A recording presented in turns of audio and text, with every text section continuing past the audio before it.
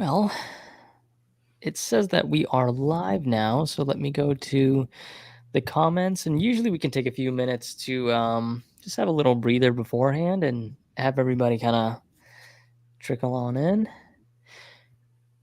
It's good. I think Facebook is working this time. Last time it was only YouTube, and we had to manually post it to Facebook, so this is good. Great. Good stuff. Good stuff. You have to hop off early for this one, Ariel? Or are you okay? Nope, I should be able to stay the whole time. Cool. That works. Welcome, everybody. We got about 12 people. I'm just going to go ahead and plug my charger in. I'm looking forward to some good questions, some good topics. This should be a good one. If you're just now joining the live stream, how we kind of like to start all these is post in the comments where you're from, right? I am from Orlando, Florida. There's pros and cons to not watching the news, right?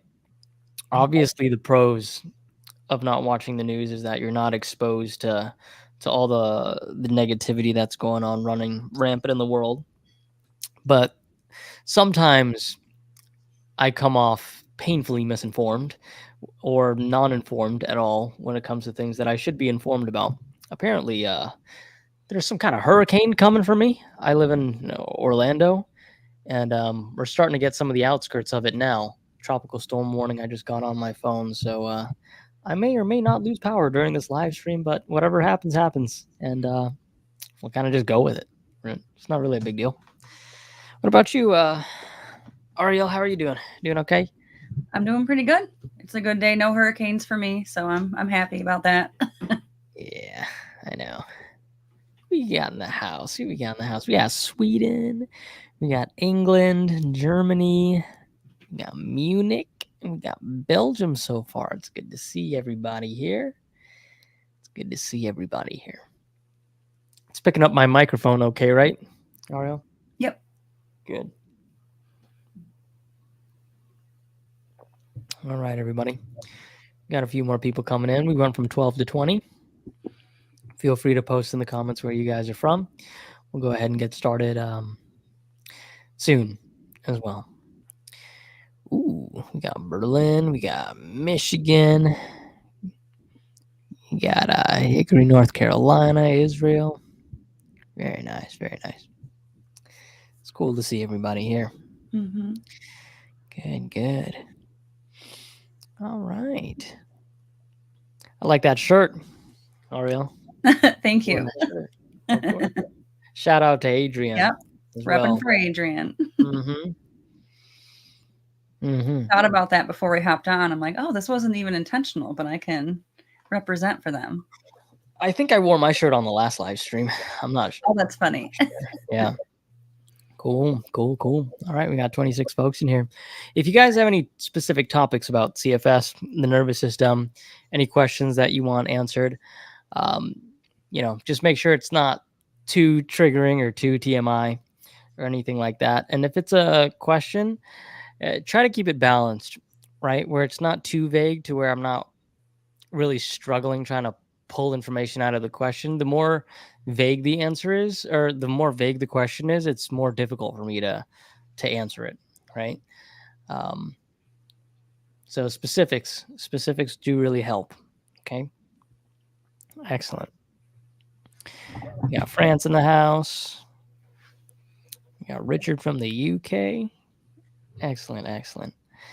I can hear it now. Everybody's typing on their keyboard their questions and topics that they want to talk about here. We're not going to go for too long today, folks. Maybe an hour and a half. All right. Marie Grace is in the chat. Welcome, Marie Grace. It's good to see you again.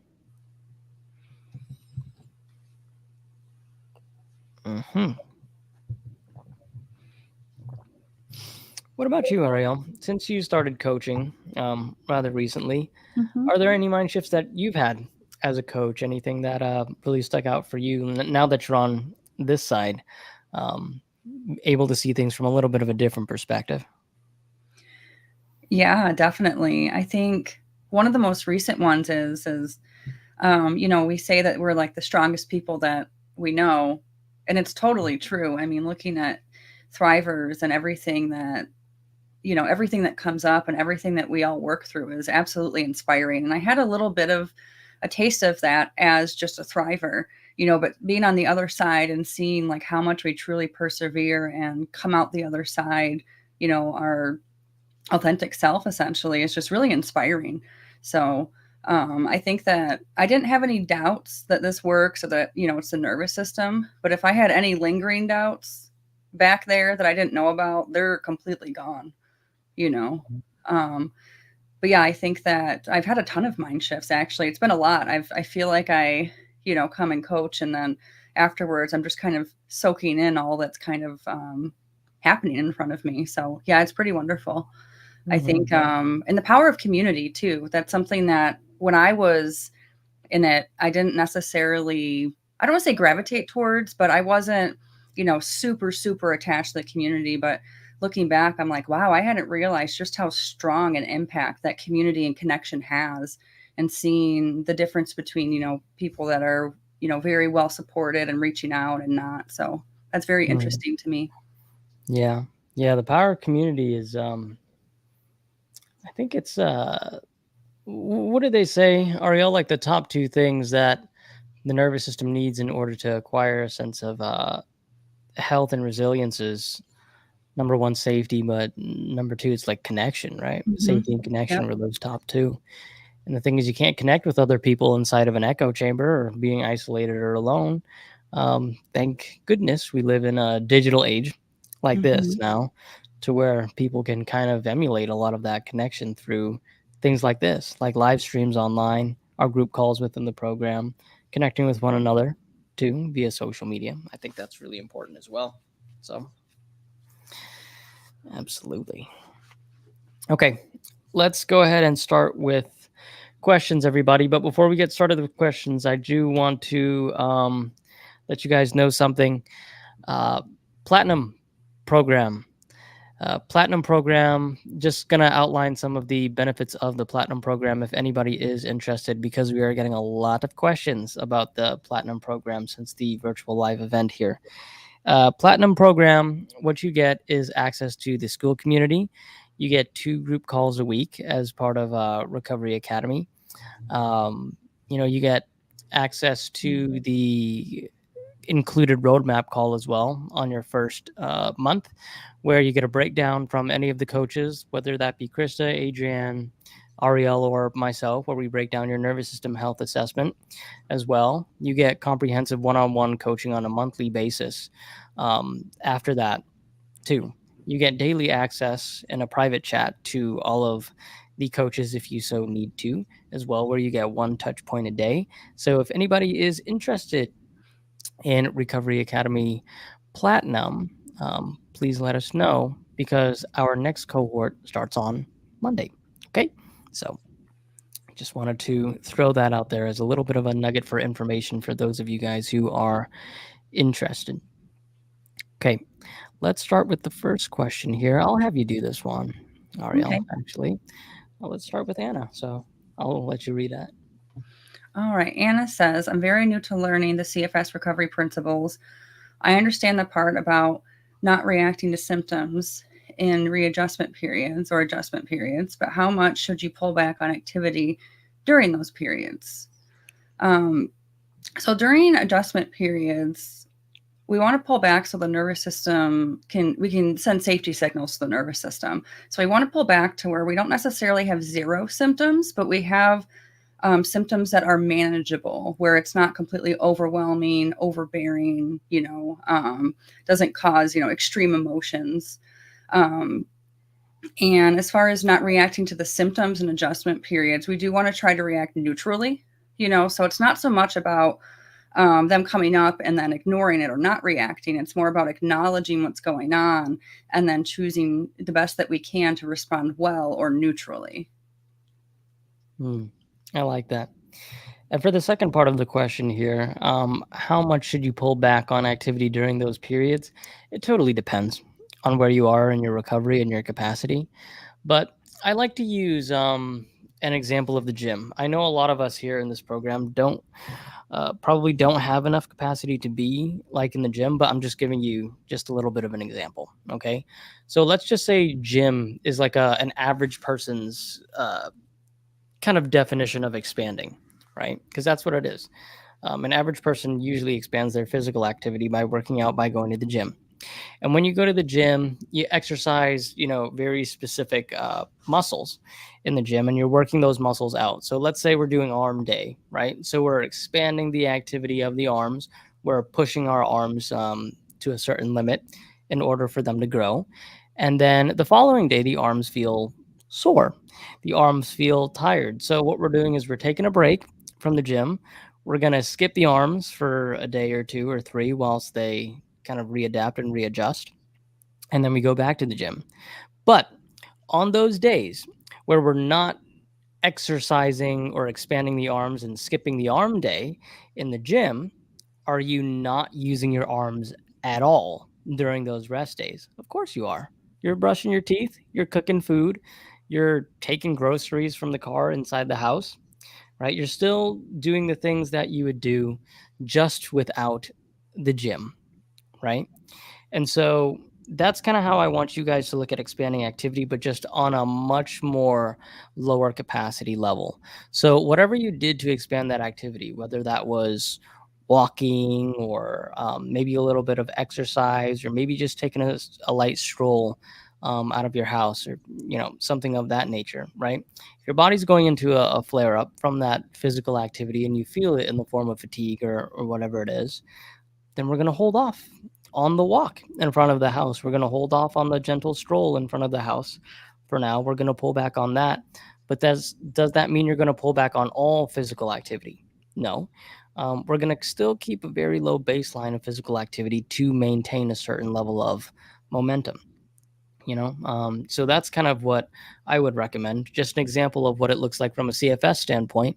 Let's say my expanding activity looks like taking a 10 to 15-minute walk outside or something, right? So I'd take a 10 to 15-minute walk outside for maybe 2 to 3 days consecutively, and then I'd come back in, and the following day I'd wake up and experience a flare up in the form of symptoms.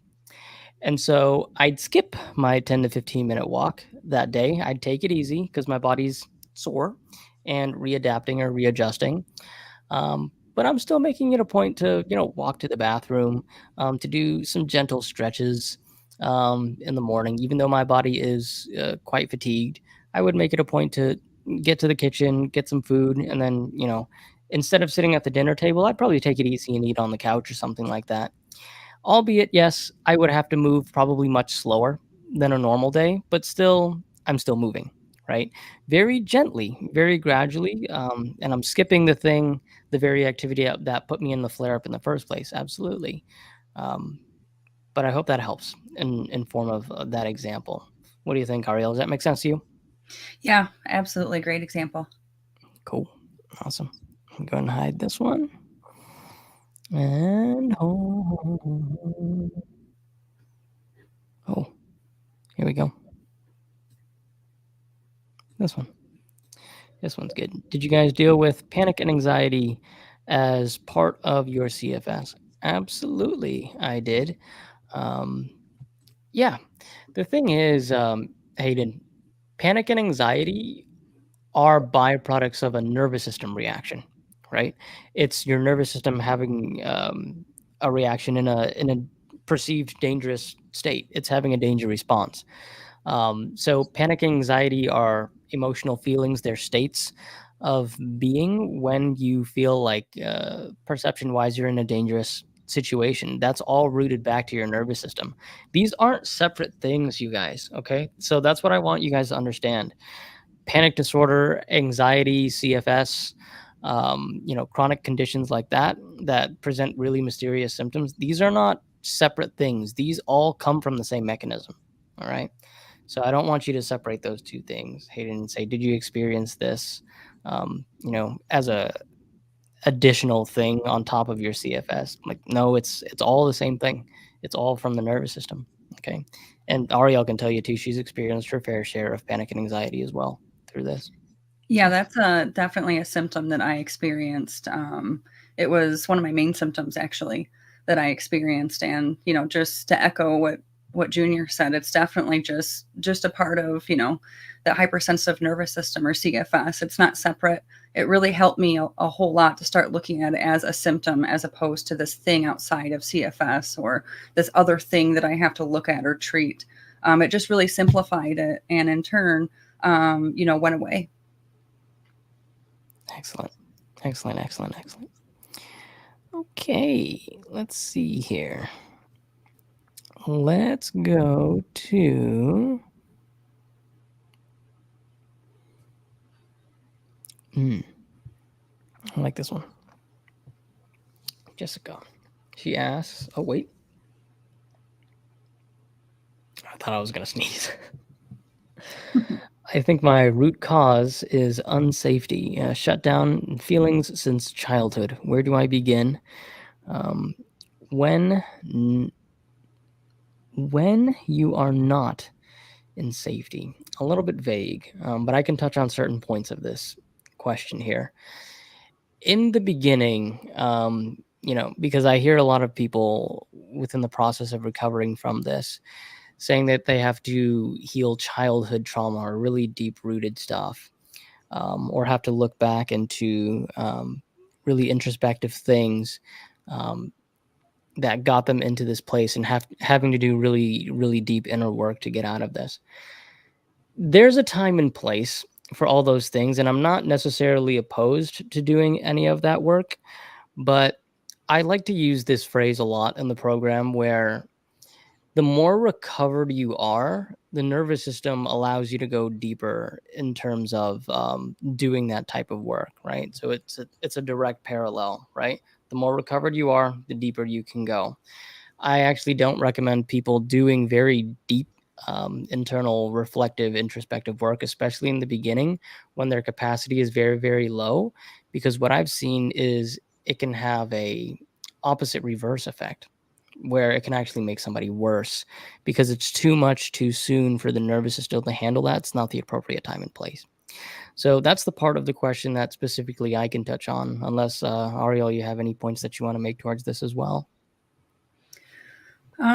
I guess I just wanted to relate my experience that I have tried to do kind of like deep interpersonal therapy work when I was really, really heavy with symptoms and not too functional. And it did make it more difficult for me to focus on my recovery. And I actually had to pull back, and I didn't quit doing that. I just kind of switched to more of a talking and processing as opposed to digging, if that makes sense. But yeah, I have that experience as well. And then when it says when you're not in safety, I just wanted to comment on that and say that we just have to work with what we have.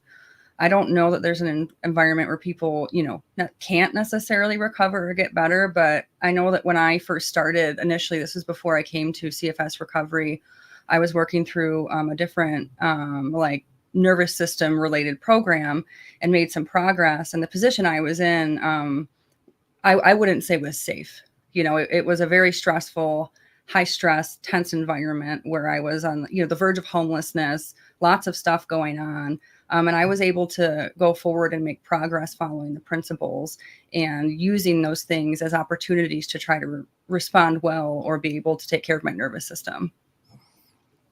Thank you, Ariel. Appreciate that. We got Zeus. I like that name, huh? Zeus. All MRI scans show okay.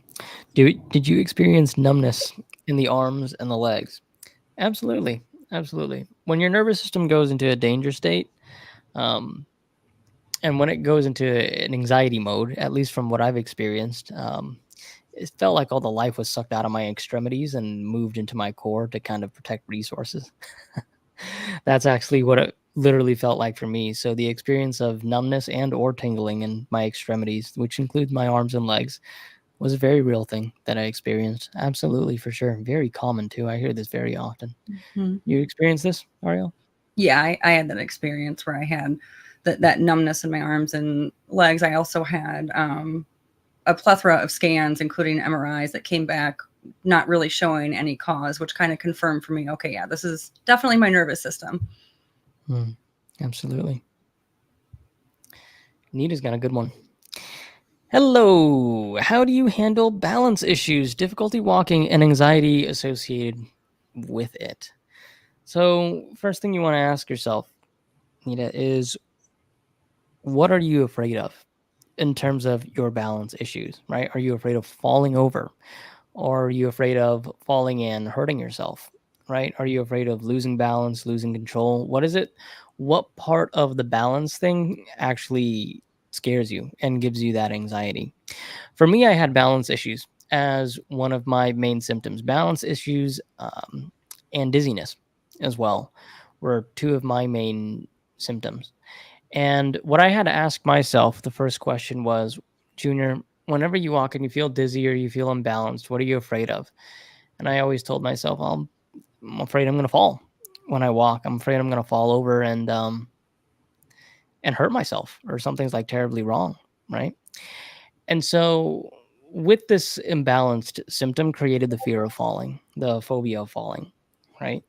And so I had to retrain my brain that I had to be okay with walking regardless of the potential of falling, which is a very strange thing to think about, but it is actually how I had to train my brain. Because the more I tried to resist um, and get away from the fact that, oh, no, no, I can't fall, I can't fathom the idea of falling, the worse the balance issues actually got for me. And so, how I practiced that, then the secondary question possibly becomes, how do you practice being okay with walking, like the act of walking, um, and not being afraid of the potential of falling? Well, you practice that by walking in an environment where if you do fall, the outcome is not so bad, right? So, where did I practice walking in times where I was dizzy? In places that had carpet in it. So if I fell, it wouldn't be too bad. In places like public parks or outside my front lawn where there was grass. So if I fell in the grass. Right? I didn't want to associate all walking with dangerous, because if you walk and fall in the grass, it's a lot less scary. Or if you walk and fall in like a carpeted area or something, it's a lot less scary than walking and falling on like carpet or hardwood or something like that. So I actually started to train myself in the grass first and foremost. So I walked, I was dizzy, I trained myself in the grass. And here's the crazy part. I know I did something a little bit wild, but this is something that helped me. I actually purposefully fell slowly to train my brain that the very thing that I'm afraid of, you can no longer weaponize against me if I learn to take my power back by intentionally doing it and signaling that it's okay to do. So I would walk and then very slowly drop to my knees and do like a little roll on my back to like emulate like a fall, and then signal to my brain, that wasn't so bad, you see? And then I did it faster and faster until I could fully over time emulate a full fall. And it's funny, the more I did that, the more I took my power back in that situation, the less and less I got dizzy and felt that symptom of imbalance. So then what I started to do is I built up a little bit of bravery over time, right? And I started walking on the sidewalk, which is concrete. In Florida, I don't know how it is where it's laid out where you live, Nita, but for me, in front of my house, on the sidewalk, I have grass on both sides, on the left and the right side, and just straight down the middle on the sidewalk is concrete. So I would walk actually fairly close to the grass, but still on concrete, and teach myself that it's okay if I fall over. Um, and over time, and this took a little bit of a while for me, right? Quite a few months actually. Over time, my brain started to learn that, I cannot weaponize the symptom of imbalance or dizziness against him anymore, because he no longer fears falling or losing balance or control of his body, right? So then it switched to something else that freaked me out, because that's how the brain works, right? And then I had to get good at responding well to that. But in terms of specifically what you're dealing with right now, which is that difficulty walking, the anxiety associated with the balance issues, that's how I did it, um, for me at least. So, Ariel, did you have balance issues or just me? Yeah, I had balance issues, and lightheadedness was a big thing for me for a long time. The approach that I took was I used to walk with a cane. Um, and what I did is I essentially would I'd have someone help me with this. So I'd have my partner at the time help me with this, but he'd go ahead and have the cane, and I would walk from one position to where the cane was and just kind of make it a longer and longer distance.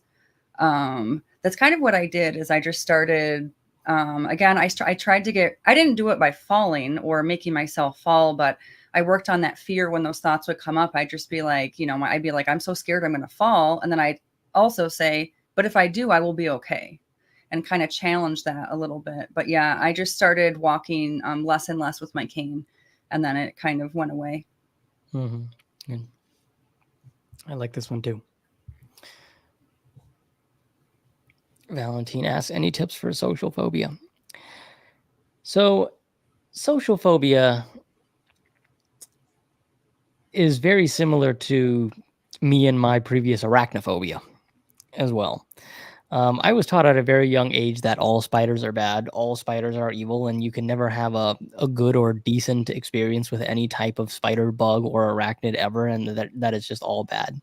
And it probably comes from the fact that my mom's terrified of bugs, and when I was young, every single time she would see a bug, she would completely freak out, have an extremely dysregulated emotional response, and then by that, in turn, indirectly teaching me that bugs are a terrible experience. And anything that has to do with any type of creepy crawly that has more than two legs should be avoided at all costs. So, what does that do inside my brain? It creates a very false story, a very unrealistic story, a very black and white, all or nothing relationship with bugs, that bugs are all bad and there is never going to be an experience in your life where you have a good one when you have an association with that. So, what did I have to do over time? Is, believe it or not, we have a local zoo here in Central Florida, and they have a little bug exhibit as well. In Animal Kingdom here in Disney World, they have a little bug area. They have a little bug show too, and you can go up there if you're brave enough, and have the bugs crawl on you, and you can hold them or whatever. And so I voluntarily did it, and I overcame my fears because I wanted to teach myself that not all bug encounters are bad encounters, right? And what I had to do was I had to hold the bug, and it did nothing to me, and I was fine, and I wasn't going to die, and it was not going to amplify in 50 times the size and try to take over the world and eat me, right? Like I thought it was going to.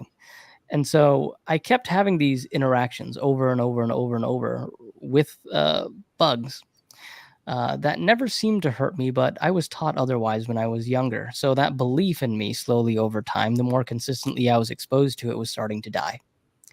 And now I have a more balanced perspective when it comes to bugs, in that some bugs are out to get you. Some bugs are actually not nice, right? And some bugs actually do want to ruin your day.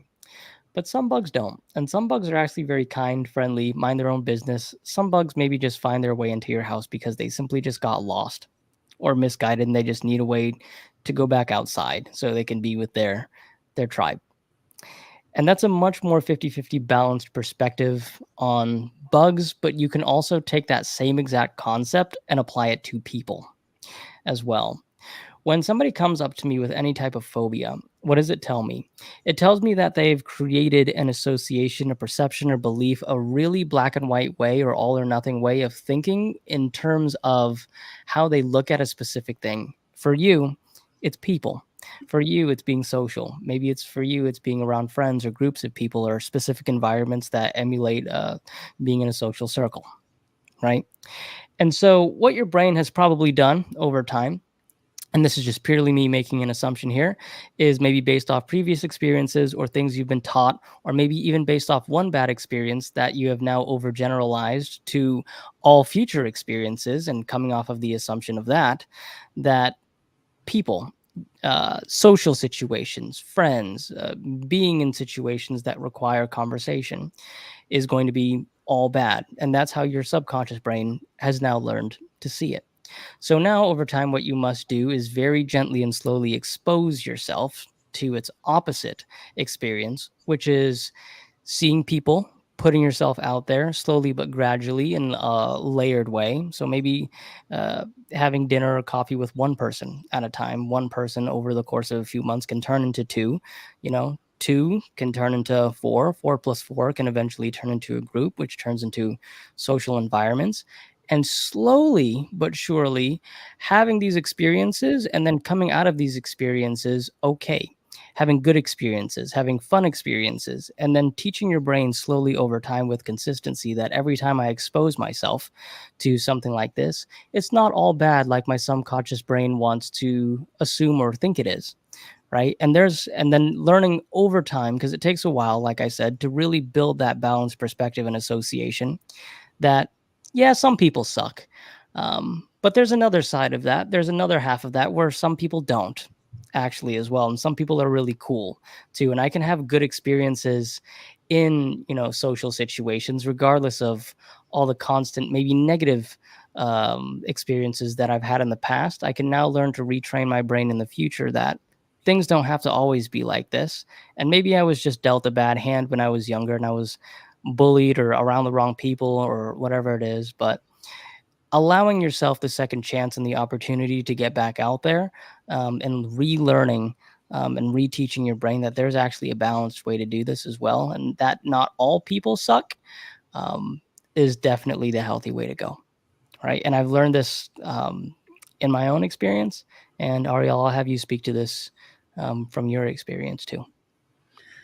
Yeah, this is something that I had a couple phobias, but one of them, I had developed a social phobia. There was a point in my life where I didn't have that at all. And then when I started getting really ill, I just, out of safety response, essentially developed that social phobia. And it was definitely one of the mechanisms my nervous system used to try to, keep me safe, but it kept me isolated. So interestingly enough, this is something that I tried to kind of manage a few times where I'm like, okay, I'm going to integrate myself with people. So I'd throw myself into like a group of people and panic and freak out and go home and be like, I'm never doing that again.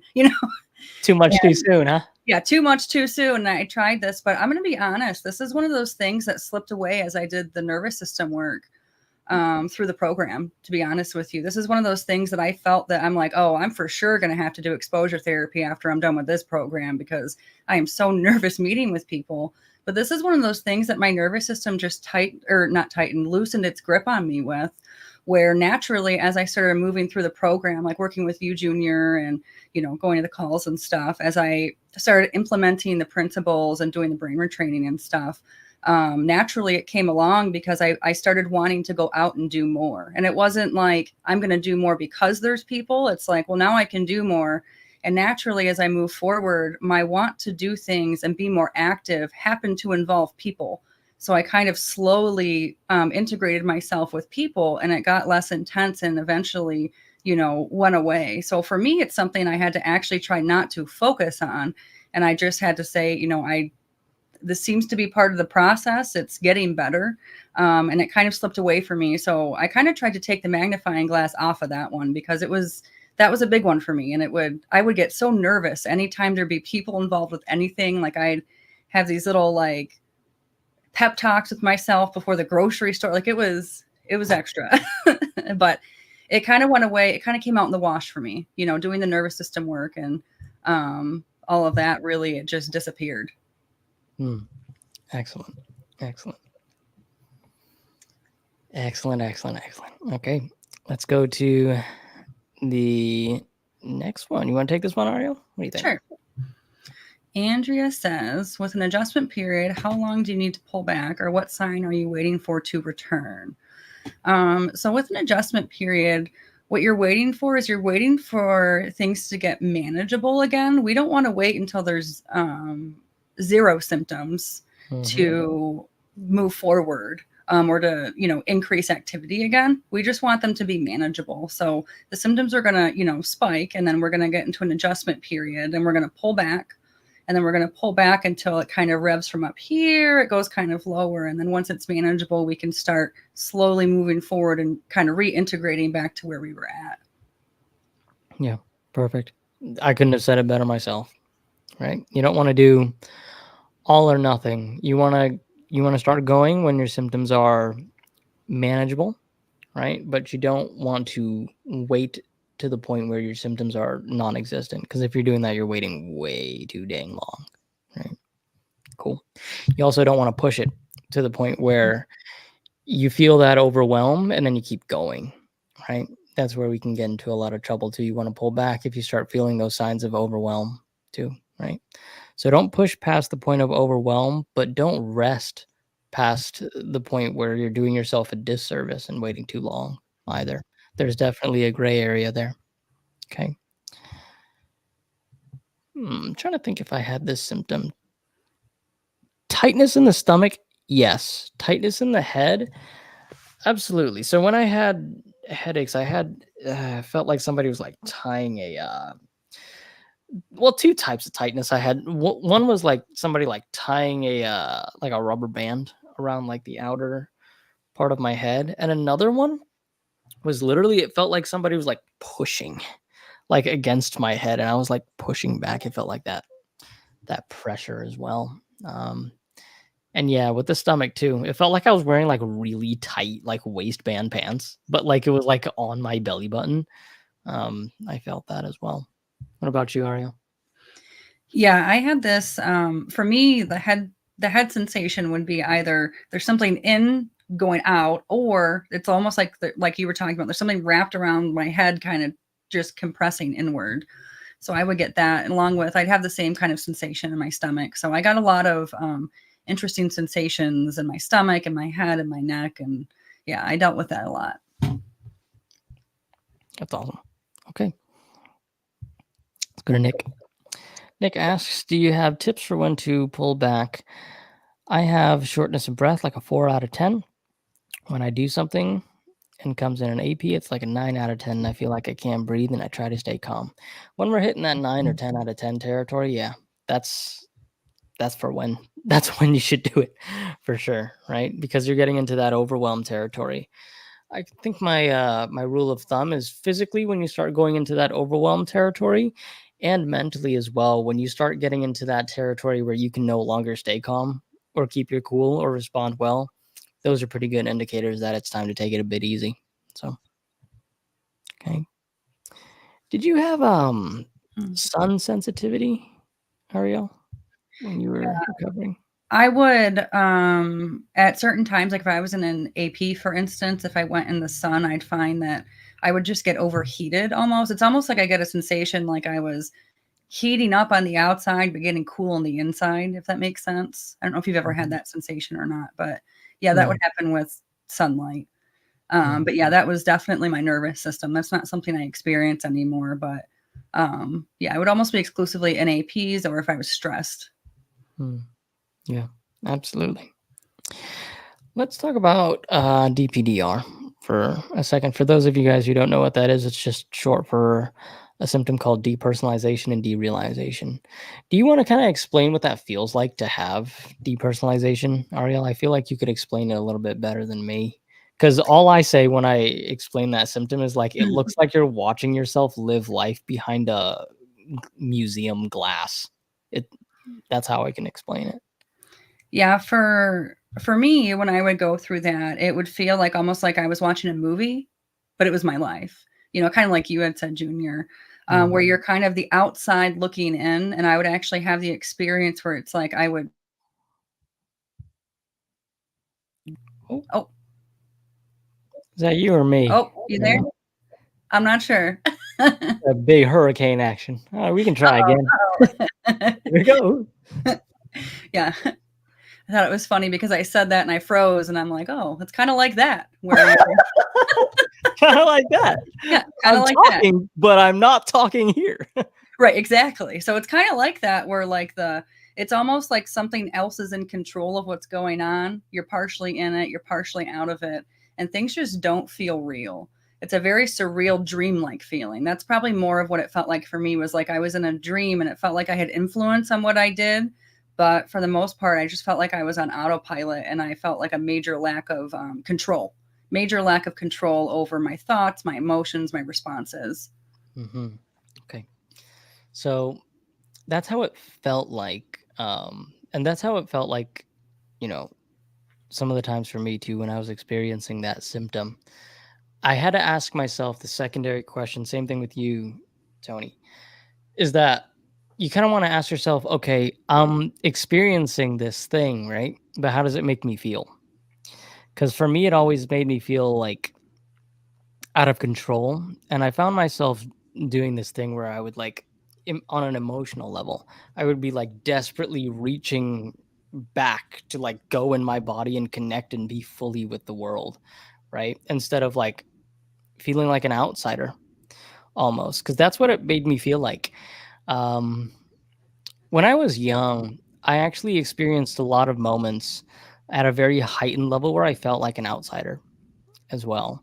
That's to me exactly how that symptom made me feel too. It was almost like my nervous system was trying to teach me a lesson in being okay with number one, not having control over like situations all the time, which was huge for me. I was a big control freak before I got sick. And number two, learning to respond well and be okay with sometimes feeling disconnected and being an outsider and sometimes like you don't fit in or belong. And I was always constantly trying to grasp onto that feeling of trying to belong, fit in, be connected fully in the moment and be a part of something. And depersonalization, derealization made me feel the direct opposite of that. And so instead of me trying to desperately do things like that, like to go back into a place where I felt like I connected, belonged, fit in, all of these things, I kind of just allowed myself to watch myself from that third person view and just said, you know what? Let go of control. Yes, it feels a little weird. Yes, it feels a little strange. I'm done grasping for that connection. I'm done desperately trying to go back um, and be like in the world again. How about I do something that I've never done? Just take a step back, observe it, and enjoy the show, and just allow it to happen and allow myself to be okay with sometimes even being disconnected a little bit, not having to be 100% fully in the moment, and be at peace with that, right? Being at peace with not having to always feel included. And that's okay too. And once I found peace in that, that symptom actually started to go away. It's funny. The number one, and Ariel, I actually never told you this too, but this is something that I've noticed that I'm going to add to the coaching playbook. But um, almost the number one answer that I get, or the number one thing that people tell me that happened in their past, for people who experience depersonalization, derealization, um, they experience some sort of form of not feeling like they fit in or desperately trying to fit in or be connected or be a part of a situation or to be included or something like that. That's something that I see Mhm. extremely commonly with people who experience that specific symptom. Um, and so for you, I don't, because you've experienced that symptom as well. I don't know if maybe you see a correlation to that compared to maybe some of the things you went through in your past as well. Um, but that was like a little coaching mind shift that I had as well. Yeah, that's really interesting. I definitely went through that too, and I experienced this symptom quite a bit, and I had kind of a history with this symptom where I was ill for a long time since I was a kid, and this was one of the first symptoms I remember having, and it kind of followed me through, um, and yeah, I definitely did not feel like I fit in, and it's interesting to think that maybe it's that safety mechanism coming in and saying, well, I'll go ahead and make myself separate. That I have control over. That's something that's gone through my mind before, but I guess I hadn't realized that a ton of other people had felt the same way with that. So that's really interesting. But yeah, I was curious about what your response was going to be to this one and how you dealt with this personally. Mhm. Because I feel like for me personally, I don't want to say went rogue, but in my head, I saw it as different for so long. And I had such a hard time saying this is just a symptom that I was trying a lot of different ways to kind of approach this. And like you had said, I kind of just surrendered to it. And that's the only thing that helped me. And I've tried to treat this one for quite a while. Um, Yeah. and for me, I actually had to say, you know what? Maybe my nervous system really just doesn't feel safe and it's got to do what it's got to do to feel that. And over time, I can show it that I am safe. And I'm going to do that by not freaking out, because that's what I would do. I would grasp at things. I'd start feeling that way. And it's like, as I feel the control slipping, I'm reaching forward more, trying to find things to bring me in the moment. I mean, I'd sniff oils and run my hands under cold water and touch my hair and touch fuzzy blankets and like all this stuff to keep me in the moment. And then I ended up just getting to a point where I was like, all right, so I'm experiencing depersonalization, derealization. I'm going to be fine. I'm just going to go ahead and watch the movie. And when this, I know it's going to pass. And as I started accepting myself in that position, and that's just what my, system felt like it needed to do, it slipped away. Right. It feels like when you think of that, like constantly grasping at something and trying to pull it back towards you, it's like a constant game of tug of war, right? There's two ways to win tug of war. The first way is to have enough strength to actually pull it towards your direction. The other way is to actually let go as well. And then the other side will fall, right? So that's kind of how I treated it. Okay. Now, with that being said, Jessica's got another one. Tightness and like lump in the throat, problems with the stomach. I can feel maybe it's like a bruise inside my body. Well, number one, Jessica, get that tested as well. Go to the doctor, make sure all your stuff is clear, just to make sure we don't have anything going on inside. Because a lot of things are from the nervous system, but people deal with very real things as well. So our number one disclaimer is get your stuff tested. If it came back clear, most likely it's nervous system. I dealt with this as well. Could also be acid reflux, just based off of the symptoms that you're explaining, because acid reflux can lead to sore throat, irregular stomach acid, microbiome imbalance, as well as indigestion, tightness, lump in the throat, things like that. But here's the thing, Jessica. Acid reflux is also a byproduct of stress, aka a dysregulated nervous system as well. So you work on the nervous system as a byproduct of that. Acid reflux may resolve itself, as it did for me too. So that's what I kind of have to say about that one. What do you think, Ariel? Yeah, I agree with what you said, but I will say that this is something I experienced too. And I came down to the conclusion like, okay, it's just, and I had a lot of testing done. I had, multiple scopes. They checked to make sure everything, came back essentially that they didn't know where it was coming from. And this was definitely my nervous system for me. Mm-hmm. Ooh. Let me try to say this name. Avashni. Yes. Avashni Munsami. I hope I said that right. Apart from the muscle aches and pains with joint pains, do you have any advice on how to handle internal body vibrations? I have all these symptoms since the end of 2019 after having COVID. So I think my follow-up question again would be, when you have these internal vibrations, how does that make you feel? Right? That's really, really important. I had a lot of external vibrations. Not too often did I experience internal vibrations, but that doesn't mean it's not common within the members of the program that we've seen as well. Internal vibrations, what I've seen a lot of the times is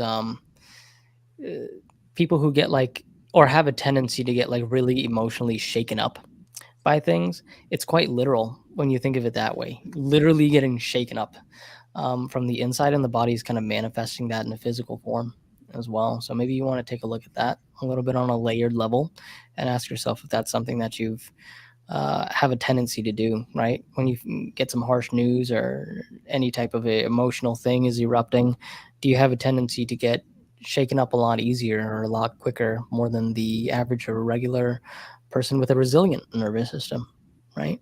So maybe explore those things, ask how it makes you feel, and then we can really target on how to work on those and handle those effectively, especially if you join Recovery Academy, the program, and then we can have your roadmap call. We can talk through that, help you with that as well. So, do you have that, Ariel, that internal? I did. I You did? definitely did. Yeah, it was, um, it wasn't a symptom I had all the time, but I will say that when I had it, it really scared me. And I'd find that I would have a hard time not focusing the fear and the what if it's this and what if it's that and what if it's this. And one of the things that really helped me is when I, obviously got testing done, talked to a doctor and all that, make sure that I feel confident is my nervous system, reminding myself this isn't anything looming or menacing. This is literally my nervous system. That helped me a lot. That's one of those things that applying that helped the most because, yeah, I dealt with that and it feels very, you feel very out of control in that position. Yeah, absolutely. Absolutely. I'll tell you what, it's about 1:31 p.m. Eastern time here. We'll go for about 15 minutes because we had some technical difficulties at first. You get to stay on for a little bit, Ariel? You okay? Yeah. Yep. Cool. You got anything after this? Nope. Just going over some notes, watching some replays, and resting today. Cool. I think I'm gonna do some hurricane prep. I'm gonna be honest with you guys. I'm not even making this up. I found out there's a hurricane coming for me like 10 minutes before this call. Like I even told the coaches group, like, guys, I don't know what's going on. I think there's something coming for me though. I didn't watch the news. And then it started raining. It got real dark, like it was nighttime, real dark. So then I just checked the weather. It was like tropical storm warning, hurricane warning. I said, man, this is what I get for being so black and white with the news. Like, I should watch just enough to where like I'm informed, but I shouldn't keep up with the everyday hoo-ha of stuff that doesn't serve me or doesn't have anything to do with me at all. There's got to be some type of way to like put like really urgent stuff in my app, my news app or something, so I get alerted of these things as well. But it's also Florida as well. Sometimes that just happens if you live in Florida. You're like, oh yeah, there's a hurricane coming. When? Now.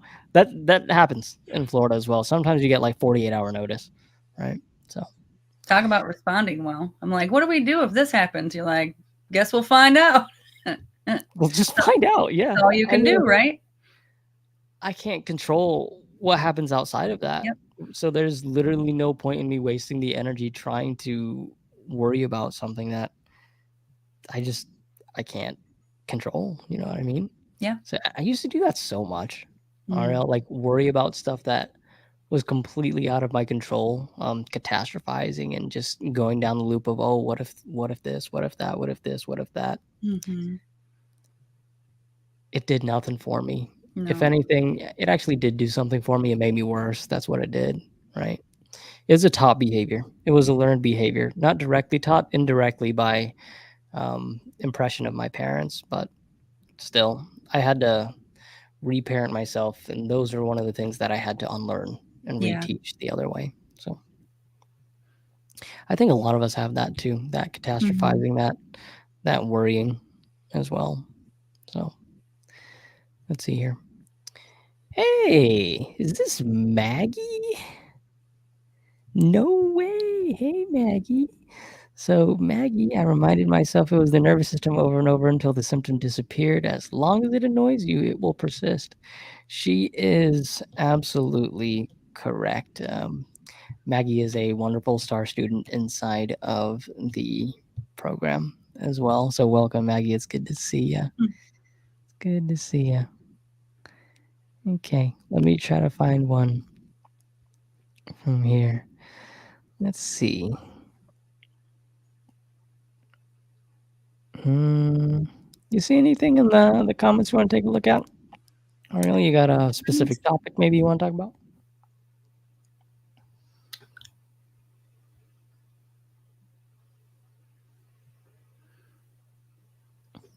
Oh, there's Maggie. Maggie said, yes, Junior, it's me. Hello, man. That's funny.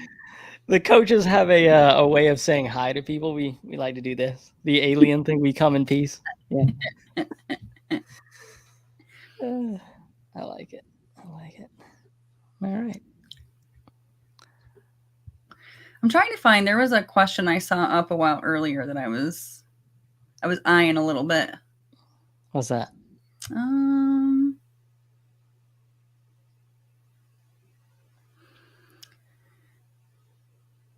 I saw a few questions having to do with like mold toxicity.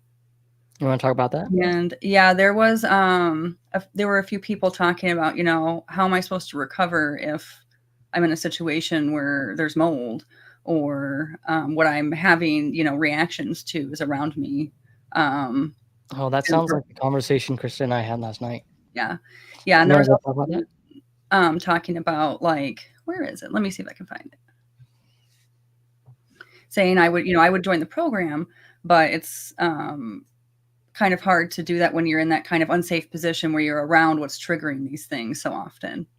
Okay. Okay. Yeah, that's Yeah. something that I thought was interesting, because that's something that I somehow didn't have mold toxicity issues, but I had multiple chemical sensitivity, and man, I had one heck of a time living places. You know what I Yeah. mean? Like, it was like the wood and the cleaners and shampoo. I mean, there was a point where I was making everything. You know, when I was higher functioning, I was making my shampoo and my uh, Mm. my the wash for my clothing. I was, you know, cooking everything from scratch. And it's interesting because when I did that, it was like this kind of rabbit hole where I would start. It just kept getting, my world kept getting smaller and smaller, and I didn't understand because I was avoiding these things that I felt were causing my problems. And I come to learn that the problem was my nervous system. And yes, I absolutely did have these reaction to these things, right? So it's not that they weren't causing reactions. It's just that that reaction was a symptom of my dysregulated nervous system. So targeting just that symptom, in the way that I was sending my nervous system signals, you know, as I was doing all these things, I'm saying, I'm not safe. I'm not safe. I'm not safe. And my nervous system kept responding kind of harsher and harsher to that, trying to keep me safe. So it was really important for me to understand that it wasn't the the mold or the chemical, or, you know, the item in your surrounding that's causing the sensitivity isn't the problem. That's just a symptom of the problem. The problem is the hypersensitive nervous system. Mm. And I can say that I started the program while I was living in, you know, this was not ideal for me at the time, but I was living in an environment where there was demo and reconstruction being done. And that was my only option, right? So there's Mm. like drywall, dust, and wood and paint and like all this. And I'm like, I'll be real. I was like, I'm going to die. Like, how am I going to start this program when I'm in this environment, you know? And sure enough, even just learning the information changed things for me quite a bit initially, to where I felt like maybe unconsciously I was trying to understand, oh, okay, so I'm not allergic to these things. It's a nervous system reaction. And if I can reframe the way I respond to these things, that will go away. So I Mm. was able to enter recovery and start recovery while living in an environment with, I mean, I'm talking at least 20 things I was having reactions to. Mhm. Yeah. It's like that opposite reverse thing that Krista and I were talking about yesterday in the coaches chat, where especially a lot of people in the beginning, they'll tell us they're here because of mold or that they have a mold sensitivity, and it's true. That's the thing. It's not like we're discounting that or discrediting that, the fact that you are reacting to mold, because most likely you are reacting to mold, right? It's not all in your head. That's just ridiculous to say that, you know, all this mold reactivity is all in your head. No, you are reacting to mold most likely. But the reason that you're reacting to mold is because your nervous system is sensitive. And a lot of these folks will say, "Oh, well, the reason that I'm sick in the first place is because mold is so prevalent in my household, and now I've become, sensitive to it."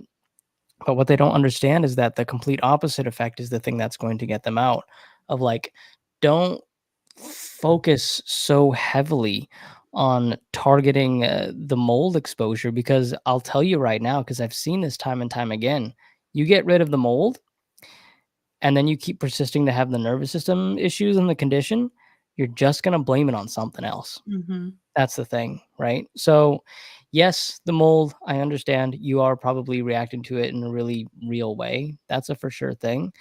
But if you do the nervous system work, if you learn to respond well, if you build that resiliency up for stress, the nervous system becomes more resilient to everything, including mold, which means you will hit a certain threshold to where you will no longer respond to certain levels of mold in your environment. And then moving forward, that will no longer become an issue for you as well. I thought this was the case for me too. I'm reacting to mold, I'm reacting to whatever it is in the air, or nobody else in my family was reacting to it. It was only me. And I did the nervous system work, and over the course of the next few months, I wasn't reacting to it either. Things that I used to react to. So I had to ask myself the question, was it the mold that was making me react? Yes. But why? It was because of my sensitive nervous system. So I built up my nervous system resilience, and now I don't react to it anymore. That's the thing, right?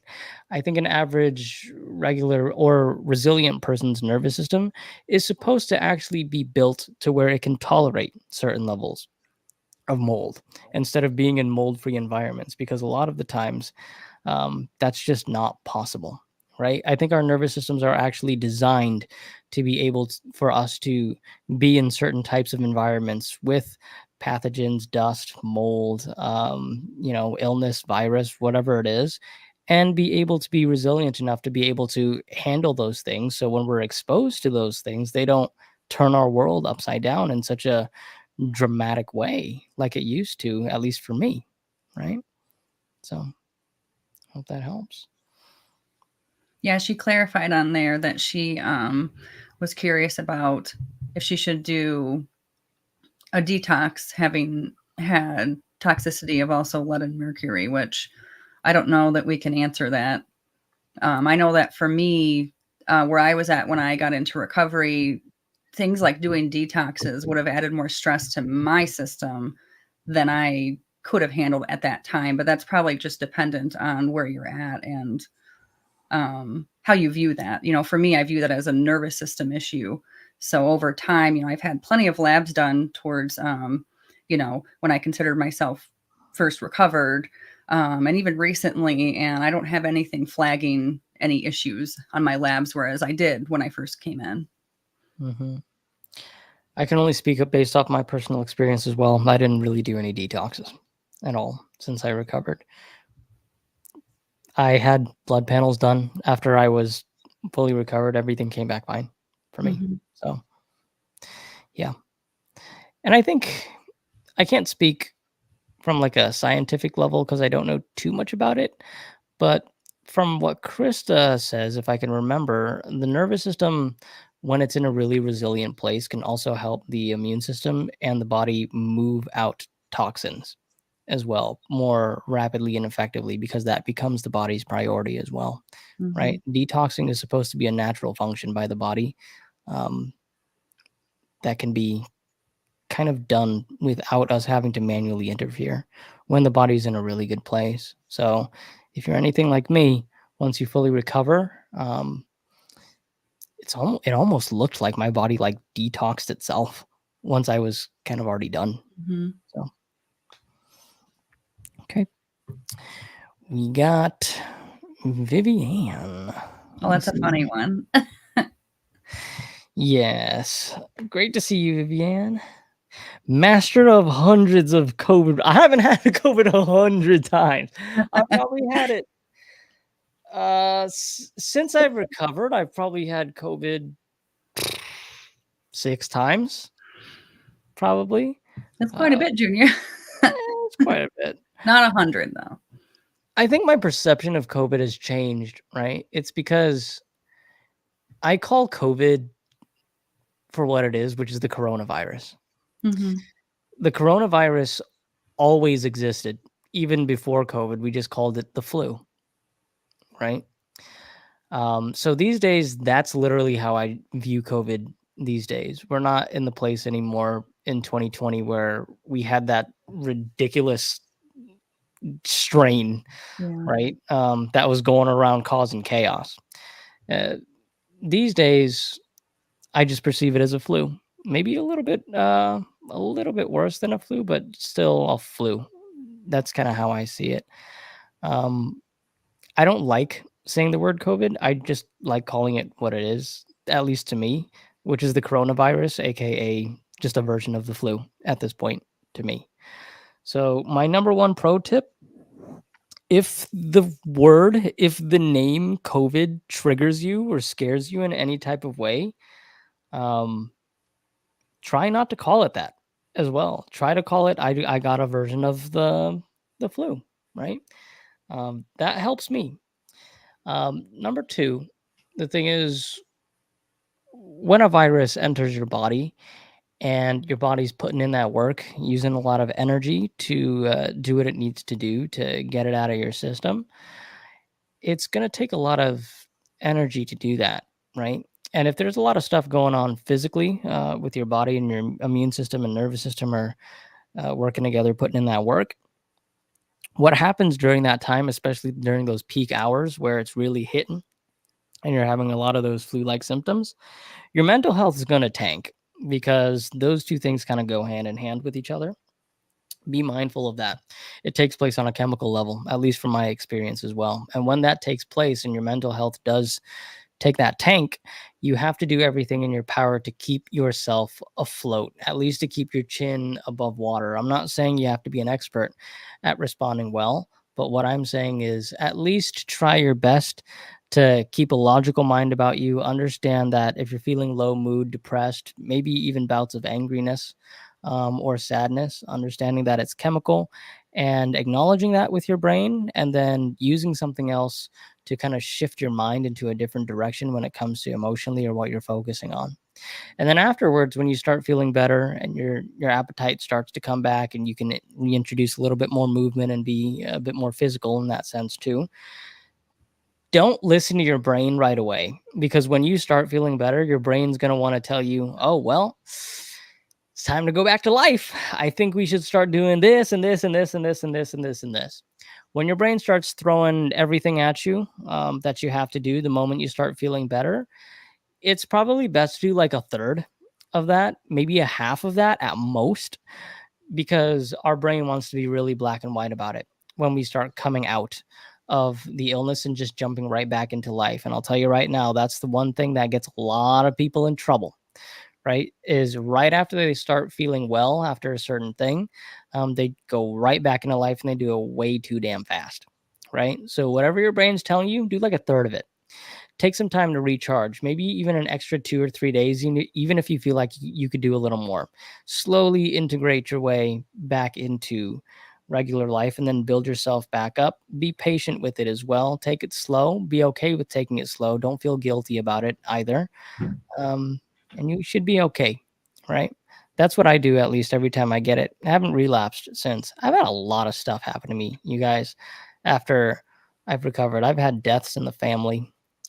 I've gotten COVID infections. I've gotten food poisoning multiple times that have literally landed me in the emergency room. I literally passed a kidney stone this year. Pain so bad, I literally thought I was going to die. Um, all of these stressors, like just these insane levels of stress sometimes, and sometimes back to back to back to back. And I still haven't relapsed all the way up until this day. And the reason for that is because I've learned how to respond well. I've learned how to keep my mind, my perceptions, my emotions, and how I approach real life stress balanced and in check and within that gray area. So important. It really is so important to keep that in check and to be mindful of our responses. We tell you guys, from the YouTube videos and inside the program, your adjustment periods are practice. That's what they are. Because what your adjustment periods are is you intentionally expanding activity, putting your body into kind of a temporary state of stress so you can learn how to respond well to it effectively. What you're actually doing is you're practicing the cadence of, in and out of stress, but you're doing it in a very controlled environment where most of the time, probably 80 to 90% of the time, you are controlling the variables of that controlled environment in which you are experiencing that stress. It's practice, because after you recover, you are going to have to learn how to practice approaching stress in the real world when it comes up in the form of infections, a kidney stone, a stressor, a car accident, travel plans getting delayed, your pet having a health scare or whatever it is, a death in the family. Those are the things that you actually want to deal with that really build your nervous system health and resiliency. The adjustment periods are practice to get you to that level to where you fully recover. You'll be able to handle whatever comes at you. You'll be able to trust yourself that you can handle it, and you'll be able to sustain it in a healthy way And this way you can make sure that you never relapse. Okay. That's what recovery is for. It's big old practice, back to back to back to back to back to back. When you hit the real world, that's when the real work really starts, right? Adjustment periods are your training ground. Recovery is your training ground for life. Okay. So, and Ariel, this is something that you've learned as well, back to back to back to back adjustment periods throughout recovery. But Yeah. as life started coming back, real life stressors started hitting you, and you've learned to, as uncomfortable as they were, respond well in the healthiest way that you felt like you could manage in that moment. And because of that, you found like profound nervous system health, and resiliency kind of skyrocketed after that, is when you really started applying it to real life situations. Yeah, I think I had some misconceptions in recovery where I was like, I need things to be perfect and clear and empty so I can do recovery. But the real work has come, and the real success has come is when life has hit me and I've had to apply these things and actually live them. So it's interesting. My perspective has really changed, and I don't think I look forward to challenges in that way. But when things come up, I'm like, okay, I'm probably going to get through this, and I'm going to learn some things, and I'm going to be better for it. And that's not an attitude I even came close to embodying before I got into recovery. But Mm-hmm. yeah, challenges definitely, through going through recovery, make me stronger today. Yeah, absolutely. I got some tough love from my girlfriend. Kind of towards the end of my recovery. It was my excuse me. It was my first real stressor after I got fully uh, like full capacity of my life back, right? And my girlfriend's the one that actually taught me this concept. When I had a real life stressor, it was something in the family. I think it was like an argument in the family or something like that. I didn't respond well at all, right? And my girlfriend goes, "So you've been doing this thing where you're going in and out of like adjustment periods or whatever you call it, which is you intentionally putting your body through uh, bouts of stress and then learning to respond well to those things in a controlled environment." And I'm like, yeah. She's like, but when a real life stressor comes up, which is the thing that you're practicing for, you're not doing it well. And I was like, oh, and I tried to justify it with my girlfriend. I was like, oh, well, there's a difference in an adjustment period. It's this. And, with the family thing, it's that. And my girlfriend said, it's the same. It's a stressor in life Mhm. that's taking a toll on your body, and you're choosing to separate them because you see one as different than the other. One in reality, at the end of the day, one was practice for the other. And guess what, Junior? You suck at this because you've been practicing for how long now? Like a year and a half. Like, how many adjustment periods have you had to practice? And now this is taking place? Dude, you suck at this. And I had to sit there and be like, I do suck at this. Let me get better, because I had to be really aware too. I was like, all Mhm. this practice for what if I actually can't even apply it into a real life situation? Damn, what is going on? So what did I do? I actually shift my focus from responding well to adjustment periods and actually shifted more of my focus, because I had a lot of my capacity back and to be functional, and I shifted a lot more of my focus to responding well to just everyday stressors in real life. And that's when my plateau at that point in my recovery skyrocketed again. And I no longer had that plateau, and I started making progress Mhm. again. There comes a point where you shift from not needing to practice anymore in the form of an adjustment period and shifting that focus into practicing in real time, in real life, when stressors come up. And a lot of the time, it's going to be out of the blue when you least expect it. And sometimes that's the extra push that somebody actually needs. And I'm not saying go out there and look for it, right? You never want to look for it. Trust me, it'll happen to you. It happens to everybody. Life's stressors are inevitable to everybody. But when it happens, that's the time. That's your window of opportunity. That's where you have to really be aware. That's where you have to really watch yourself and say, the time is now. This is where I build my nervous system resilience right now. This is one of my make or break moments right now, right? And it switches. Your adjustment periods are no longer controlled variable things that you kind of see as almost like an experiment in order to build up your nervous system resiliency. But more so, it just becomes learning to respond well in life. And I'm really proud to say this as well.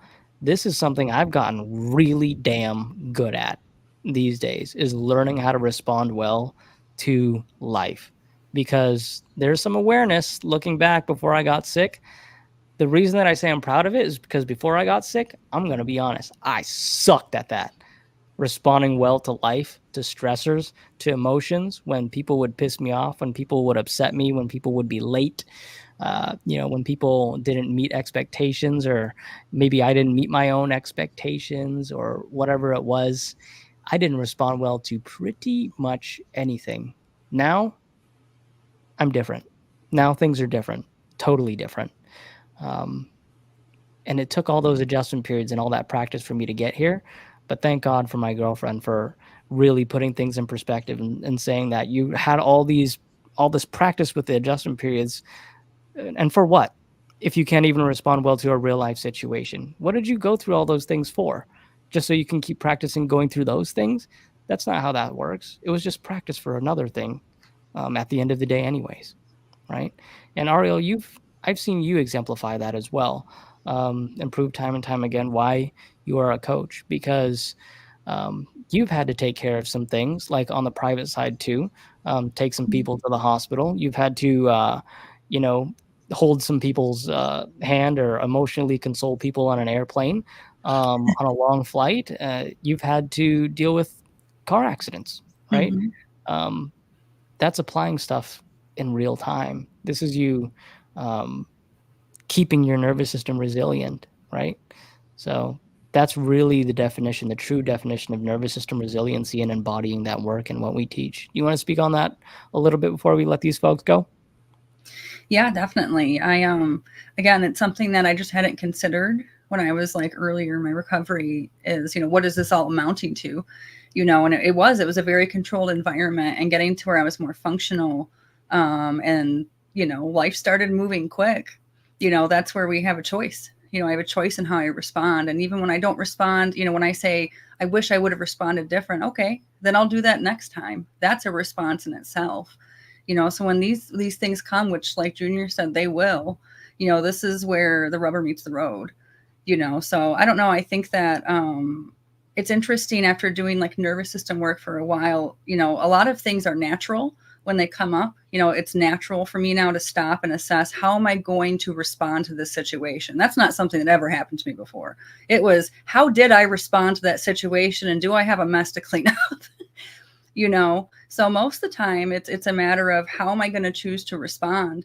And I find that sometimes my natural responses are just fine. And like Junior talked about, that kind of inner critic, if I don't live up to my expectations, then I just say, you know what, I'm going to try harder next time, but maybe I need to adjust my expectations. So yeah, it's all about, life coming. I don't have to set aside and try to make situations that I have to respond to anymore. Living life like a regular person will absolutely do that, but it's a privilege today. It doesn't feel like, oh, I have these hardships I have to face and adjust to. It's like, I have this life I get to live, and I get to respond in the way that I choose, and I choose to do it in a way that supports me as a person. Mm-hmm. And having that community, having that guidance, and having Mm. that reference of what responding well and being regulated looks like really, really helps too. Yeah. Miguel was a good beacon for that, a really good reference for what being cool, calm, and collected in a really stressful situation looks like. Because, like we say, it's very difficult to respond well if you don't know what that looks like, right? If you're kind of just referencing off of an echo chamber. That was some big realizations for me, folks, is that when Miguel and I had the first conversation about how I'm responding well to symptoms, and I told him, before I got sick, I was pretty normal, man. I was pretty chill. I didn't respond poorly to anything. Little did I know that I had no idea what I was talking about, because I was just blissfully unaware of the fact that I wasn't responding well to actually most things in my life, because I thought that what I was doing was normal. How the hell could I tell what's normal and what's healthy and what's regulated for me if, number one, my parents are dysregulated, literally the people that raised me? So are my siblings. A lot of the friends that I've made were people that, number one, I've either bonded with through shared trauma, or two, maybe we have a similar shared connection in the fact that we have a lot of neurodivergent tendencies, because we all have dysregulated nervous systems at the end of the day. And the only reason that I'm able to share and connect and build a relationship with these people is because we share dysregulated tendencies. And that was almost our form of bonding on a subconscious level that I didn't even realize. Right. So, coming to the realization, my parents are dysregulated. Holy crap. So are my siblings. So are probably a lot of my friends that I've made. And the reason that I connected with them is because subconsciously we connected on a dysregulated level. And so are a lot of the partners and romantic relationships that I chose to have as well, because dysregulation attracts dysregulation. So I attracted people that were also not good for me in terms of partners, right? So everything that I've known, all the people that were around me for the most part, I could tell myself at the end of the day, yeah, I'm pretty chill compared to the people around me. Okay, but look at the people around me. That's the thing, right?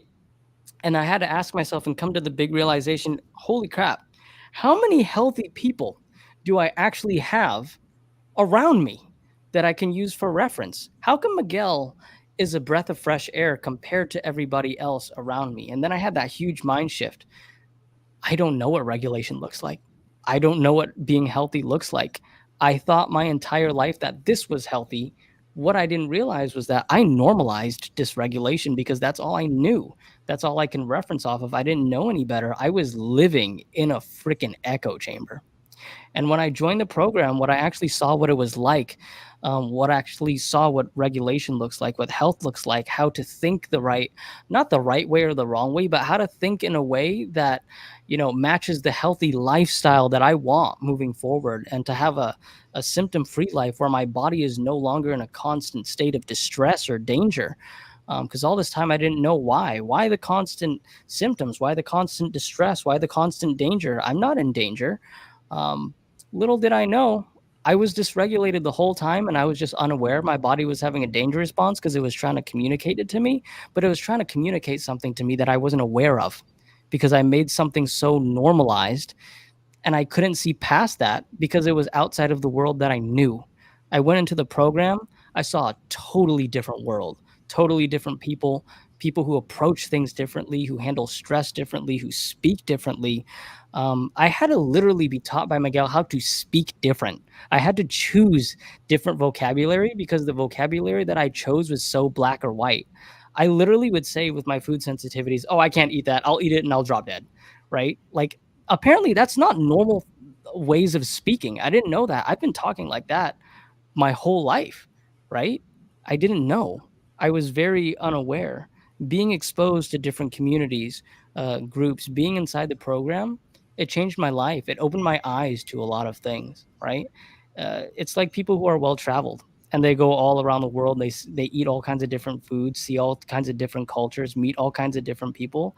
You realize there's a way bigger world and a way bigger pond out there than just our little neighborhood that we live in. And then you realize, holy crap, this is all I knew. There's an entire world out there.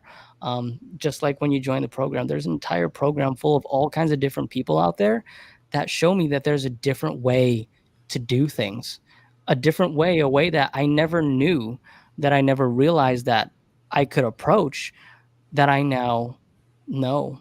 And that's why, at least in my opinion, coming from a coach, it is very, very difficult to do this on your own. It's very difficult to try to recover in isolation. You have nothing to reference on in terms of what it looks like to be healthy, what it looks like to be regulated, how to approach things in a different way.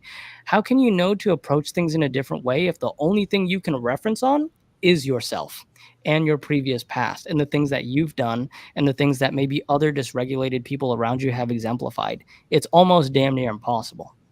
That's the thing. And Ariel, I know you can kind of empathize with me in the way of like, wow, being in this program, seeing how other people speak, um, it's different from what I knew. But I grew Mhm. up around a certain type of energy, and I didn't know that there was anything different for me. Being in this work environment, even Ariel, speaking with a team like you, Krista, Ariel, um, I said your name, Adrian, I mean, and Miguel, and having a team that works like this in this specific dynamic, this is the healthiest work dynamic that I've ever known. And it's like a breath of fresh air for me. It should be normal.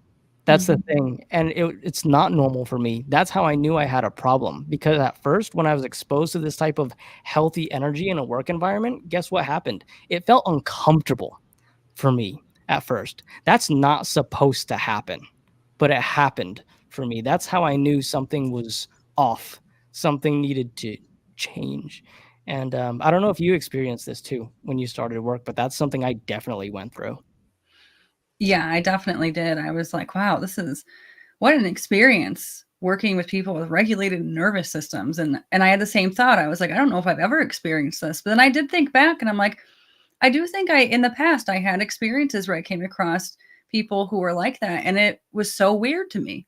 I was just like, wow, why are these people so direct? Like why why are these people saying what's on their mind, or asking me questions or, so, when I experienced that when I was ill, it was threatening. It was threatening to me. It was threatening to my nervous system. It didn't line up with the things and the stories I was telling myself that I used to, keep myself safe. And not being in that position and, starting working with you guys, it was just so amazing. I mean, I can honestly say that, the second I started working with you guys, it was like a big sigh of relief. I'm like, okay, these people really are regulated like they seem.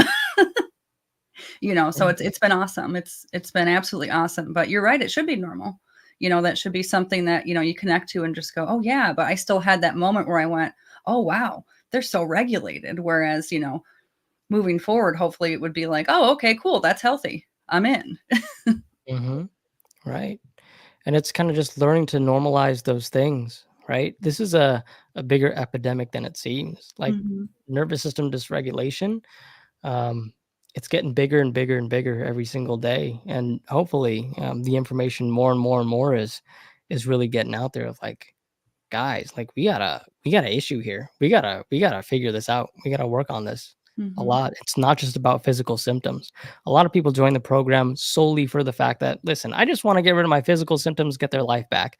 They join the program, they find out what it's really about, and they come out the other side and their life is completely changed, and not just in the form of symptoms. And that's the best part about all of this, right? So it's so rewarding to be able to do this work. Thank you guys for taking the time to spend sitting here with us. You could be anywhere else in the world, but you chose to spend it here with us too. So we'll forever be grateful for that.